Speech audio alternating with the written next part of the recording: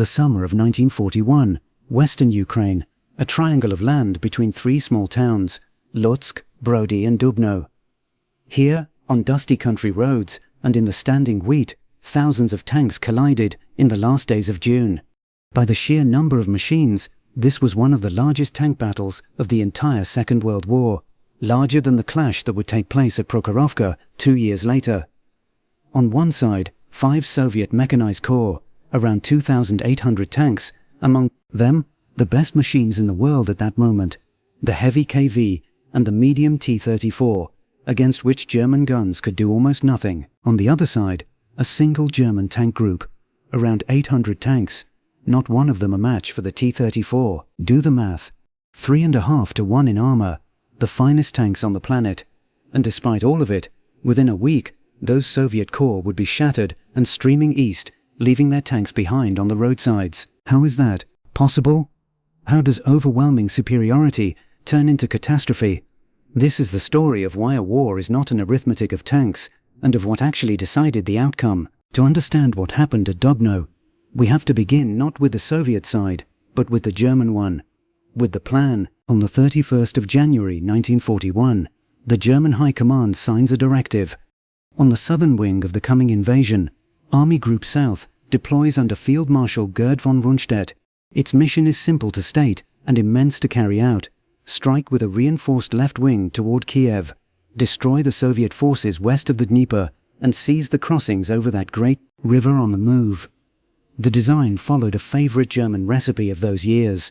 One wing of the offensive was infantry, slow, grinding. The other was mobile, armored, racing into the depths. The historian Alexei Isayev calls this pattern asymmetric Kane, a pincer in which one arm is a fist of tanks and the other a mass of infantry. And here is the first crucial detail. This entire vast army group had only one truly mobile formation, one tank group, the first. It was commanded by Colonel General Ewald von Kleist, a 60-year-old cavalryman of the old school, the man who a year earlier had led the German tanks through France. Under his hand, 5 panzer divisions, and here is how many tanks they actually held: 728 machines.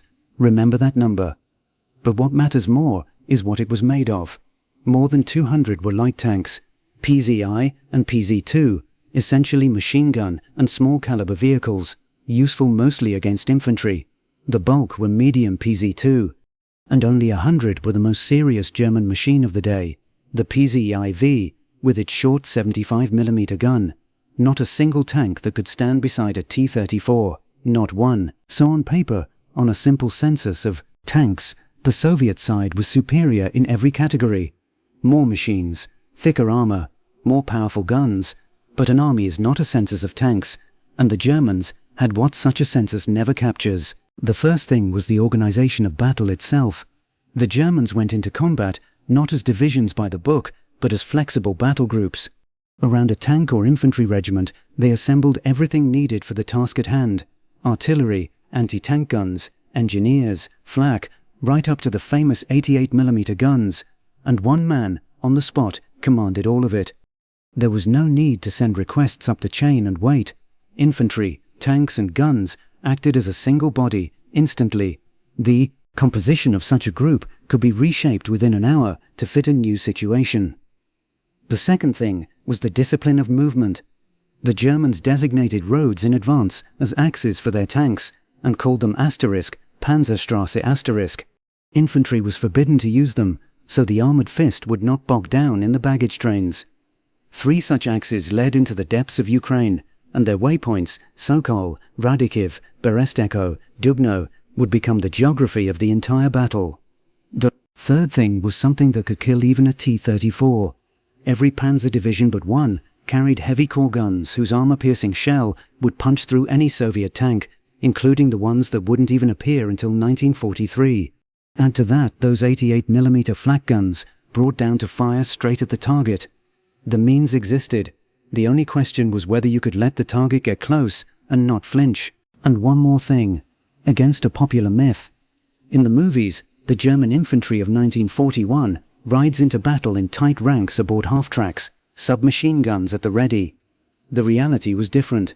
Half-tracks were vanishingly few, a single company in just a handful of divisions, and in 2 of the 5, none at all. The bulk of the German motorized infantry rode in ordinary trucks and went into battle on foot, with rifles. German strength lay not in the hardware of the films, but in how that infantry, artillery, and armor worked together. This is what von Kleist brought east. 800 tanks, not one a match for the T-34, but a finely tuned machine that knew how to fight as a single organism, with the combat experience of Poland and France behind it.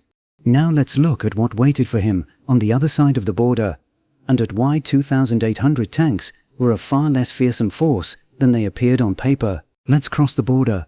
On the other side stood the Kiev Special Military District, the strongest in the Red Army. Not merely the strongest, but the showcase. It was a true forge of senior commanders.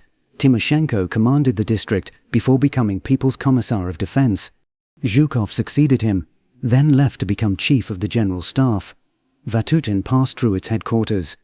In the Soviet plans for the coming war, it was this district that was given the leading roles. On paper, the country's strongest shield. But that shield was built on a single assumption, and the assumption turned out to be false. In Moscow, it was believed the country would slide into a great war gradually. First would come weeks of diplomatic notes, ultimatums, skirmishes on the border. In that time, the army could be mobilized, deployed, and sent to deliver its own first blow, an offensive deep into German territory toward Lublin and Krakow. The entire war machine of the district was prepared for exactly that scenario. Germany issued no ultimatum. There were no notes, no weeks of mounting tension, only a heavy diplomatic silence, behind which the Wehrmacht concentrated its forces. And when the blow fell, the Red Army met it unmobilized and undeployed. Its divisions were smeared across 3 echelons, with no link between them, and each echelon on its own was weaker than the concentrated German armies. The shield existed, but there had been no time to assemble it. Now those tanks, the famous number, around 2,800 machines in 5 mechanized corps. It sounds crushing. And to put that number in perspective, Germany conquered France, Belgium and the Netherlands with about 2,400 tanks, fewer than stood here on a single sector of a single front. But it's worth looking closely at how those corps came into being. By 1940, the Soviet Union had begun building modern mobile formations, sensibly on the German model. But in the spring of 1941, something happened that is best described as an organizational catastrophe. An order came down: form 30 mechanized corps, 30, each one, on paper, more than 1,000 tanks. 20 new corps were thrown together almost out of nothing by cutting apart the existing, more or less coherent formations. And here is what came of it. The new divisions were given tanks, but not trucks and not tractors. Their motorized infantry walked into battle on foot, like ordinary riflemen. Their artillery couldn't keep up with the tanks. The result was a boxer with no legs, a heavy fist, and almost no mobility. And the tractors that did exist, the light 50 horsepower STZ-5, simply couldn't keep pace with a tank on the march. This is where the illusion of superiority comes apart. The right question is not how many tanks. The right question is how many formations were actually able to fight on their own, the way a German panzer division could. And by that measure, in the entire vast Kiev district, there were only 6, 4 tank divisions and 2 motorized. About the same number of mobile formations as von Kleist had. Just like that, on level ground, the 3.5 to 1 superiority evaporates. 3 of these corps would carry the entire battle to come. Let's remember them. The 4th mechanized, the strongest, with more than 300 of the newest KV and T-34. It was commanded by General Andrei Vlasov, yes, the same man who would later, in captivity, lead an army against his own country. Because of that, his corps was deliberately written out of memory for decades, even though it held the most modern tanks. The 8th mechanized, General Ryabyshev's corps, the one we know best, thanks to the memoirs of its Commissar Popel. And the 15th, General Carpezo's corps. These 3 would go into the counterstroke, and to grasp just how deceptive the pre-war numbers were, look at the Air Force. On paper, the district had more than 2,000 aircraft, 2,003 to be exact, a formidable force, but the pilots had barely flown and were not yet combat ready. The switch to new aircraft had wrecked the readiness of even solid regiments, and the airfields near the border stood half-built. 2,003 aircraft were exactly the same mirage as the 2,800 tanks, and it was this army, unmobilized, stretched across 3 echelons, its tank corps half-built, that was about to receive its warning of war, with only hours to spare. 3:15 in the morning, the 22nd of June. All along the border, from the Baltic to the Black Sea, the sky is torn open by an artillery barrage. Even before it, German commandos from the Brandenburg Regiment move on the bridges over the Bug, some of them in Soviet uniforms. The bridges at Ustila, at Sokal, are seized intact in a sudden rush, and the first to cross the border are not tanks. The first are the assault guns of the infantry divisions. Kleist will hold his panzer divisions back, committing them only once the breach has already been made, and here the Germans meet their first unpleasant surprise. After 2 kilometers of forward zone, the infantry runs into the Molotov line, and the pace collapses, and it's worth understanding what this line was. Everyone knows the French Maginot Line. Well, the Molotov line was designed to be even bigger and more modern, with more fortifications than the Maginot itself. The pillboxes, cast in good concrete, with low embrasures, proved too much for the assault guns. One German division is stopped cold by the fire of the fortifications, even with heavy mortars in support. Its losses are serious. The bitter irony is that this line was barely a quarter built and almost entirely unmanned. Had it been finished and garrisoned, this is where the Germans would have truly bled. And the defense. The warning of war came too late. Directive number 1, with its order to bring the troops to readiness, reached the headquarters of the 5th Army only at 2:30 in the morning, and even then, with a caveat: do not fully activate the cover plans, do not cross the border. On the axis of the main blow, there was no time left at all. But here is what matters most about this first day. Already on the 22nd of June, through the chaos, the very mechanisms emerge that a week later will produce the rout. There are 3 of them, and each deserves a name. The first, the cover plans, written in peacetime, drive the troops not toward the battle, but away from it.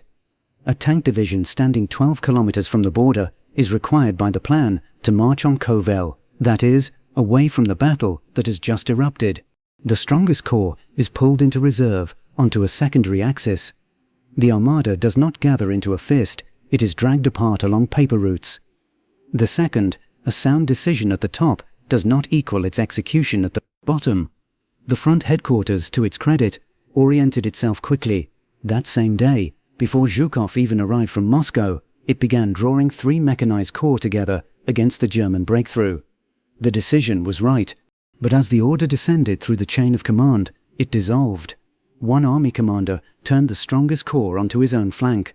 The 8th Corps received its order to move only at 9 in the evening, hours later than the rest. Every link in the chain added delay. And the third mechanism, the most merciless of all, the tanks begin to die before they ever meet the enemy on their own roads. The 8th Corps sets out with nearly 700 machines, and after just 80 to 100 kilometers of marching, the first KVs are stopping on the shoulders, not knocked out, simply broken down. Before it has fired a shot, the army has begun to bleed out on the roads. This day has its own myth too, one worth dismantling. It is commonly believed that on the 22nd of June, the Soviet Air Force was burned all at once on peacefully sleeping airfields. The blow was real. Around 300 German aircraft swept over 24 airfields. But there was no route in a single stroke. Over the airfield at Mlyniv, Senior Lieutenant Ivan Ivanov rams and brings down a Heinkel at the cost of his own life, and that airfield becomes a graveyard of German bombers. One wing alone, the Edelweiss, loses 7 aircraft there. By the end of the day, the front's air force had lost around 15% and kept a strong fist intact. The disaster was not the burned aircraft. The disaster was the paralysis of command. The Air Force commander reached headquarters only at 2 in the afternoon, and the general combat order to the pilots went out only at 3 the next morning. In the whole of that first day, just 6% of the bombers were sent into action. The aircraft were there. There was no one to command them, and late that evening, from Moscow, comes Directive number 3. Intoxicated by the upbeat reports of the day, the High Command demands not defense, but an immediate offensive. Concentric strikes, no fewer than 5 mechanized corps, and the capture of Lublin on German soil by the 26th of June. The order was written for a different, imaginary war. In the real one, scattered, late, road-worn corps were now meant to launch an offensive they were in no condition to mount. The longest day was over. Ahead lay the counterstroke. On the 23rd of June, at 5:15 in the morning, the first real tank battle on Ukrainian soil erupts in the town of Radikiv. A German tank group bursts into the streets and runs straight into T-34s. One T-34 shears the commander's cupola off a German tank with a single shell, killing the commander on the spot. The German crews are stunned. Their shells bounce off the Soviet armor. One of them would later write a line that has become almost famous. "Where is the superiority of our tanks that we were promised?" In the German staffs, an alarmed entry goes into the war diary. Very fast, heavy tanks have appeared, with a powerful gun striking from long range. The German tanks are inferior to them. The light anti-tank guns are useless, except at point blank. Only the 88mm flak guns save the day. You might think, here it is, Soviet superiority in steel, in its purest form. But look at exactly how these tanks are thrown into battle. At Radikiv, the Soviet detachment attacks without artillery. Without its KVs, they fell behind on the march, in pieces, in separate little groups. The Germans, by contrast, fight as a coordinated battle group, infantry pushing into the depth, tanks covering the flank, artillery firing from concealed positions. They take the town in a pincer, and the Soviet detachment, out of ammunition, is forced to withdraw. The best machine in the world, thrown into battle in a way that lets none of its strengths work. And this picture will repeat, again and again. And while Radikiv burns on the main axis, the rest of the armada is squandered. The 15th Corps is torn from its position on a single false air reconnaissance report and sent to Brody to repel a breakthrough that does not exist. When the alarm proves false, the Corps is turned around again. Its tank regiment, the one with the heavy KVs, covers 105 kilometers in 2 days, without firing a single shot. 105 kilometers of pure wear on tracks and engines. The command, hypnotized by the fear of encirclement near Lviv, jumps at every rumor, and the strongest corps, the 4th, with the largest number of new tanks, instead of striking the German wedge, is sent off to plug a gap on the Lviv axis, where one of the rifle divisions has broken and run. The front's strongest formation is effectively removed from the decisive counterstroke without ever delivering it. The 24th of June, the battle at Voynitsia on the Lutsk axis. Here the 22nd Corps is committed, but once again, in pieces, without waiting to concentrate. At 2 in the afternoon, just 45 light T-26s and a dozen armoured cars go in, against a German panzer division. The outcome of light tanks against German machines is foregone. More than half are lost in a single battle, and it is a battle that cuts down the commanders. The corps commander, General Kondrusev, is killed. The division commander is wounded. One regimental commander is killed, another taken prisoner. By the end of the next day, of 163 tanks, the division will have 4. And yet, even this failed attack was not in vain. Without it, the Germans would have reached Lutsk by that evening. Instead, both German panzer divisions were halted on the distant approaches. The corps was destroyed, but it bought time. And here comes the turn the viewer doesn't expect. What truly slows the German drive on Dubno is not tanks, it is aircraft. Soviet pilots come down on the columns of the 11th Panzer Division again and again, and its commander sends almost plaintive reports up the chain.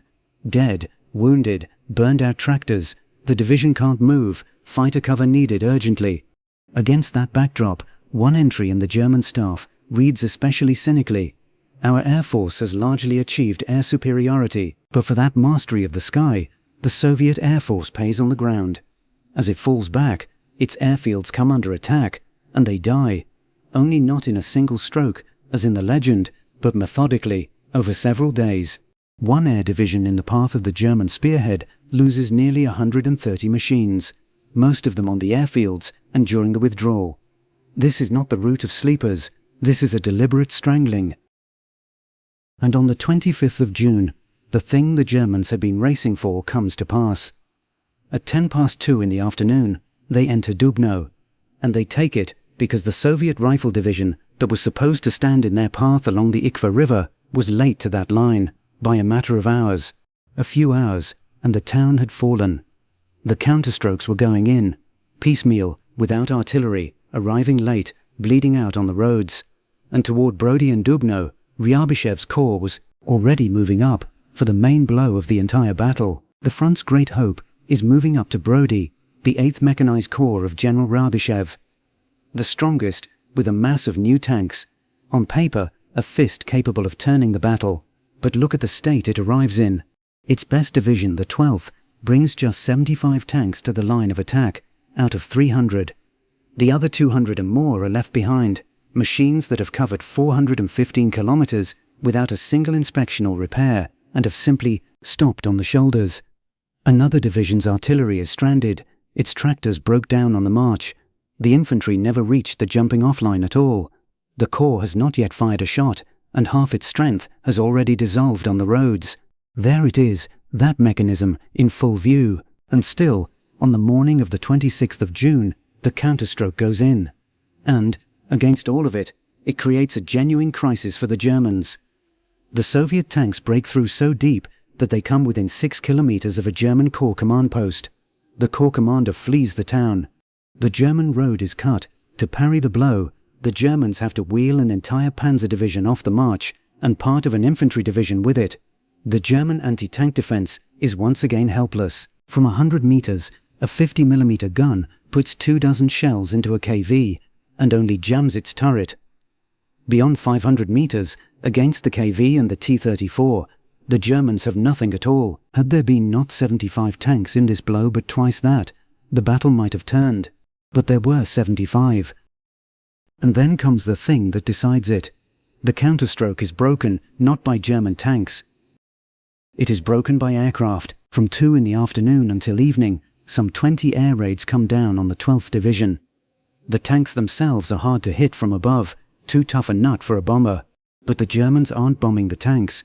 They burn out everything around them, the ammunition and fuel trucks, the tractors, the gun crews.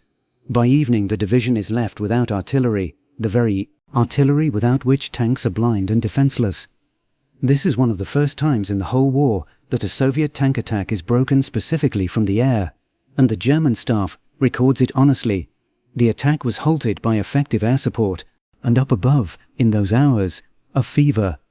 The front command, misreading the German intent, decides to pull the corps back. Moscow countermands the order, no withdrawal, continue the counterstroke. The axes are hastily swung around, the blow is now aimed straight at Dubno, and in that scramble of orders, a fatal delay is born. A division that was to attack at 9 in the morning goes in only at 2 in the afternoon. It was here, in fact, that a famous dramatic legend was born. The story that a member of the front's military council, Vashugin, threatening execution, personally drove the corps into battle and to its death. It's a vivid tale, and people love to retell it. The only trouble is that the documents don't support it. The orders were written 2 hours before he appeared. That scene was invented later, to give the failure a face to blame. The truth is simpler and heavier. The corps was destroyed not by one man's malice, but by the marches, the air, and the general confusion. And yet the turn toward Dubno produced what no one expected, a success. The Germans had no continuous front. A composite group under the Commissar Poppel, more than 200 tanks, found an empty seam in the German dispositions and poured into it like water into a breach. It wedged between 2 German battle groups and drove on Dubno almost unopposed. In the German staff, alarm. The corps' road is cut for the 3rd time in days. The situation is called exceptionally grave. The commander of one of their divisions may be encircled. By evening, Poppel's group reaches the very southern edge of Dubno. This is the high water mark of the entire battle. No one will get deeper, but the commander does not risk a night assault on the town. The tanks gather to rest southwest of Dubno until morning. That decision will prove fatal. While Poppel's group drives on Dubno, the main body of Ryabishev's corps is left behind and cannot fight its way through to join it. Between them lie 10 kilometers and a dense German anti-tank defense. And on the 28th of June, the German infantry strikes the flank, takes Brody, and all but closes the ring around Ryabishev's 2 divisions. They are forced to break out to the southeast. In the breakout, the commander of the 12th Division is killed, his tank hit and burned. Two bled white. Divisions leave the battle. Their part in it is over. And now a scene unfolds in which the formula of the whole catastrophe is visible as if under a microscope. The fresh 15th Corps, which has barely fought, finally goes in, more than 200 tanks. But those 200 and more tanks are served by just 5,000 men, and 21 of the division's howitzers were left behind, in the rear, at Kremenets, because there were no tractors to bring them forward. So the tanks reach the river almost without infantry, almost without artillery. The first machines at the crossing are knocked out. The weak artillery cannot suppress the German guns. The motorized rifle regiment that does force the river, with 2 batteries in support, loses around 60% of its men and its commander. 200 tanks, and a massacre at the crossings. Without infantry and artillery, armor is helpless. And what of the breakthrough to Dubno itself? Poppel's group was late to the assault by exactly those few hours it spent resting through the night. In the morning, a fresh German infantry division entered Dubno, and the chance was gone. Now Poppel has only tanks. There is no infantry and no artillery. His howitzer regiment, down to 3 guns, fires off its last shells and is destroyed. The attacks of the 28th and 29th of June choke and die. In a single day, more than 80 tanks knocked out. In the division's war diary, a short, all-explaining entry. The attack failed for lack of artillery and combined arms infantry, and it is here, at Dubno, that the 5-turret giants, the T-35, finally go into real combat and are picked off at once by German artillery. You might think a total pointless rout, but it was not, and here is why. This doomed breakthrough froze the entire German tank corps for 3 days. The lead 11th Panzer Division was stranded at Ostrau, 100 kilometers from its own, cut off, out of ammunition, under ceaseless bombing. The 16th Division had to be turned around and thrown at destroying Poppel's group.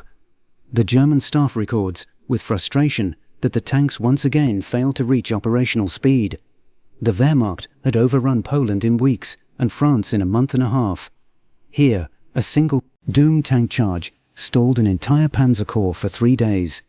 For the first time, the clockwork of the Blitzkrieg had slipped, and it would not be the last. The deep thrust was doomed, but it was precisely because it drove so deep that it wrecked the German timetable. By the evening of the 29th of June, the ring around Poppel's group closes. Under fire, commanders are killed, the equipment dwindles. In the night, Poppel leads what remains in a breakout. South, across a marshy floodplain, German artillery hits the crossings, tanks burn on the bridge. Part of the group breaks through, at the cost of half its remaining armor, but the main body stays encircled.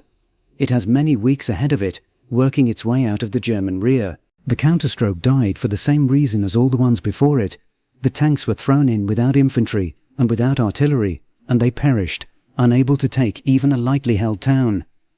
Poppel's group drove deeper than anyone, and for that very reason was doomed. And yet it was not a pointless slaughter.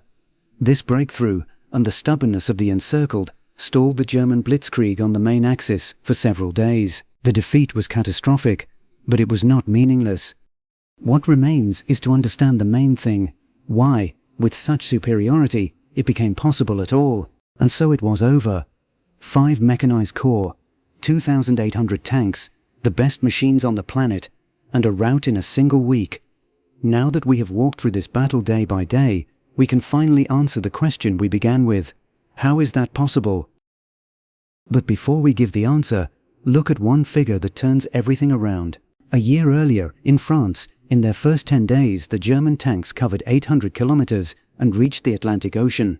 Here, in the East, in their first 10 days, just 100 kilometers in a straight line. Against an army the Germans considered beaten from the first day. The German tank group's losses in the East ran faster than in France. And here is a conclusion worth saying slowly. The unmobilized, torn apart, surprised Red Army resisted just as stubbornly as the fully deployed French army a year before. This was not a walkover. From the very start it was hard. The first layer is something that would never happen again in the entire war. On this tank battlefield there was a vast mass of German infantry. Not tanks, infantry divisions. At Kursk in 1943, German tanks would have to gnaw through the defense themselves from the first hour. But here, in 1941, the infantry came on in a dense wall, and the Soviet tank formations found themselves in a unique position, one that was never repeated. They darted between the rare islands of their own rifle divisions, trying to hold back, at the same time, both that wall of infantry and the forward-thrust spears of the German tanks. And it was the infantry that largely decided the outcome. The German infantry plugged the flanks of the tank wedge, crushed the encircled Soviet divisions, smoothed over the blunders of its own command. When Popel's group broke through to Dubno, it was an infantry division that stood in its path and saved the situation. The Soviet command, by contrast, had no way to parry its crises with infantry. The rifle divisions, torn across 3 echelons, could not be in the right place at the right hour, and so their work had to be loaded onto the tanks. The strongest corps spent days holding a purely infantry task near Lviv. Another defended a bent flank near Radokiv. In the end, Soviet tanks were traded not against German tanks, but to plug the holes left by absent infantry. They were not burned in a duel of armor against armor. They were spent on the wrong job, but all of this is consequence. The root lies deeper. The root lies in how the Soviet mechanized corps themselves were built. At the start of the war, the Soviet command had no experience using tanks, apart from infantry. And that is exactly what the corps were now required to do: tear loose from their stations, march to the flank of the German wedge, and attack alone. Such work demands self-sufficiency, and these corps had none, for 2 reasons, both of them fatal. The first was an almost total lack of artillery. A German panzer division had noticeably more artillery, and it was stronger. It also had 48 anti-tank guns for firing over open sights. A Soviet tank division had no such guns at all, not one as a class. And even the artillery it did have on paper was often left behind. The tractors broke down on the marches, and the howitzers were simply abandoned in the rear. As a result, masses of tanks went into battle without an artillery shield, and German artillery mowed them down by the hundred. The second was a shortage of infantry. In a Soviet tank division, for every 2 tank battalions, there was just a single battalion of motorized infantry. In a German one, it was the reverse. There was 2 to 3 times more infantry than tanks. And infantry is what consolidates the success of a tank attack, and what softens a defense before one. And here is the central truth of this whole film. Simple and brutal.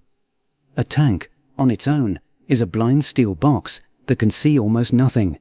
If tanks break through alone, without infantry and artillery, they will be shot to pieces by heavy howitzers from concealed positions and pelted with Molotov cocktails. It is not enough to protect a tank with armor. Your own infantry must move behind it. And to lead the infantry forward, you must first win the artillery duel.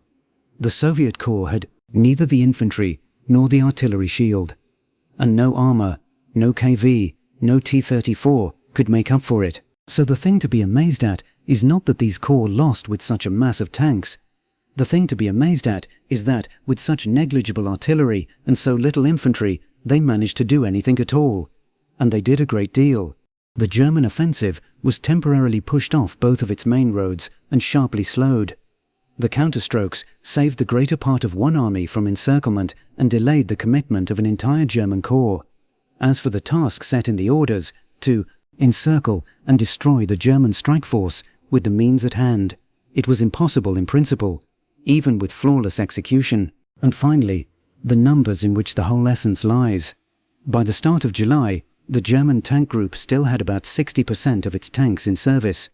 The Southwestern Front, across 7 mechanized corps, had fewer than 600 machines left, for all of them combined. The Armada had ceased to exist. So what is the answer? Dubno was lost not because the Red Army had too few tanks, or bad ones. It had many times more, and among them the best in the world. It was lost because that armada could not be used as an armada. It was dragged apart, piece by piece.